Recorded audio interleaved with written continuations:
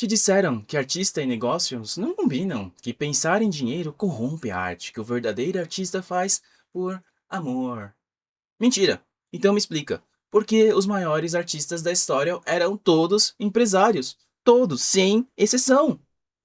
Em uns 10 minutos eu vou te dar 4 exemplos históricos que provam que pensar em dinheiro nunca fez ninguém menos artista, é o contrário.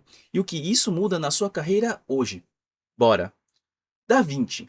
Leonardo da Vinci, o gênio renascentista, o cara que pintou a Mona Lisa e a Última Ceia, obras eternas. Sabe como ele conseguiu a maioria dos seus projetos? Cartas de venda, cold outreach no século XV. A carta mais famosa é para Ludovico Sforza, Duque de Milão, em 1482. Da Vinci lista 10 habilidades que pode oferecer: pontes, armas, túneis, esculturas, arquitetura, assim por diante. Só no item 10 do final menciona pintura. Era um pitch, formatado para resolver o problema do cliente, não para mostrar ego. E olha a estrutura dessa carta. Ele não diz sou genial, me contrate. Ele diz você tem esses problemas militares e de infraestrutura. Cara, eu resolvo todos eles. Abre com a dor do Duque, não com o portfólio dele. Couro e meio perfeito, em 1482. E não parou numa carta. Da Vinci mudou de cidade 4 vezes na carreira, perseguindo os melhores patrocínios: Milão, Roma, Veneza, França. Cada mudança era estratégica. Onde está o dinheiro? Onde está o poder? Onde o meu trabalho é mais valorizado? Ele otimizava posicionamento geográfico 500 anos antes de existir a palavra mercado.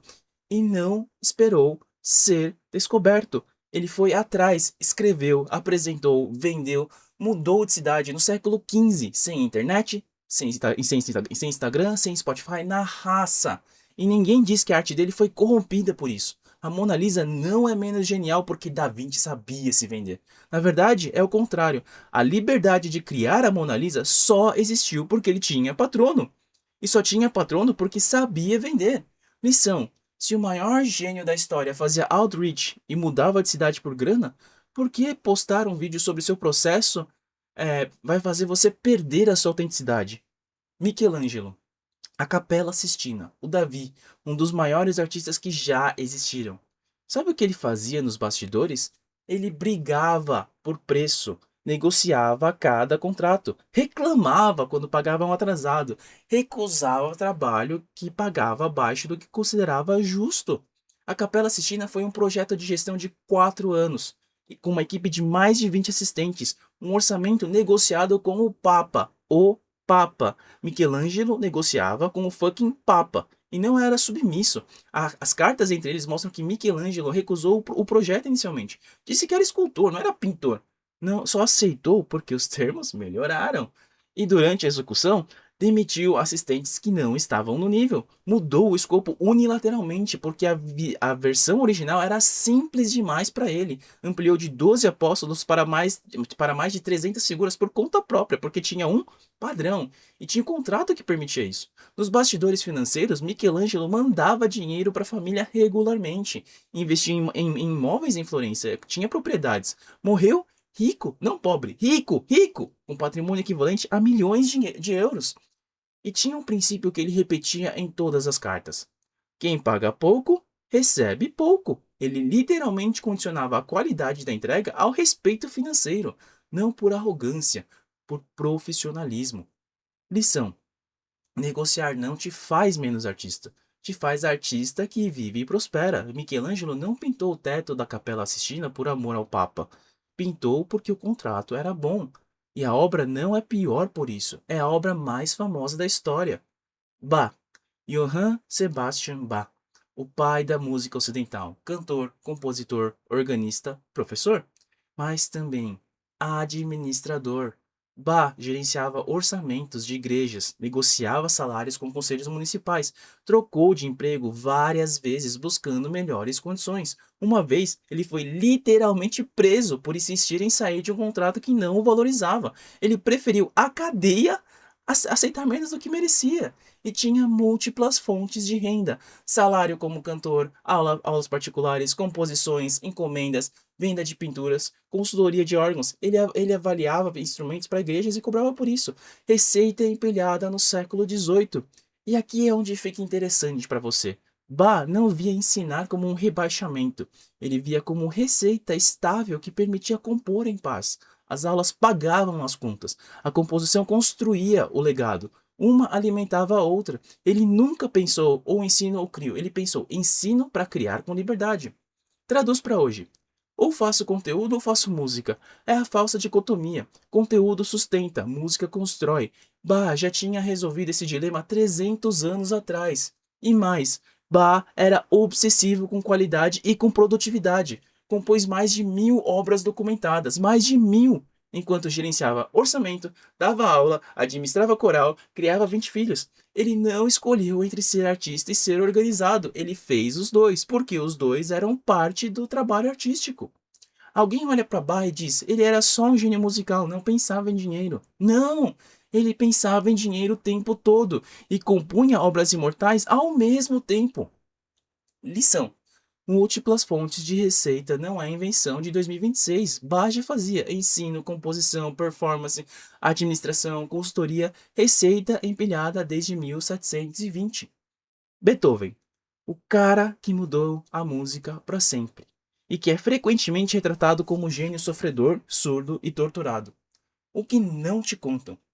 Beethoven foi o primeiro artista a viver de propriedade intelectual. Antes deles, músicos eram empregados de igrejas ou nobres. Beethoven disse: Não, eu sou independente. E fez funcionar. Negociava com editores, jogava um contra o outro para conseguir melhores termos, publicava obras simultaneamente em múltiplos países para maximizar royalties. Era estratégico. Um exemplo concreto: a Sinfonia Heróica, a terceira. Beethoven vendeu os direitos de publicação para o Prince Lobkowitz por 6 meses de exclusividade. Depois desse período, vendeu novamente para editores em Leipzig e Viena.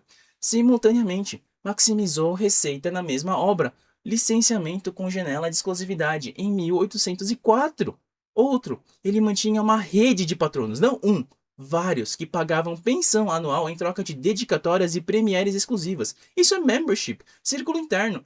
Exclusividade escalonada em 1809, o modelo que a gente chama de Patreon hoje. E quando ficou surdo, não parou de negociar. As cartas deles aos editores ficaram mais agressivas, não menos, porque precisava garantir receita sem poder performar. E conseguiu. Morreu com patrimônio, não na miséria. Colocando em termos de hoje, Beethoven era independente, multiplataforma, negociava com distribuidores, otimizava royalties, tinha modelo de membership e licenciava com exclusividade temporal no século XIX. Sem Spotify, sem DistroKid, na inteligência. Lição: ser independente não é novo. Beethoven fez antes de todo mundo. E não fez por amor puro, fez porque quis controle, controle sobre a sua arte e sobre sua renda. O ponto: quatro artistas, 4 séculos diferentes, todos gênios indiscutíveis e todos empresários, negociadores, estratégicos, multifonte, independentes. Antes de ser moda, nenhum deles achou que a arte e dinheiro não combinam, porque essa mentira não existia na época deles, foi inventada depois, pelo romantismo, para romantizar o sofrimento e manter os artistas dóceis.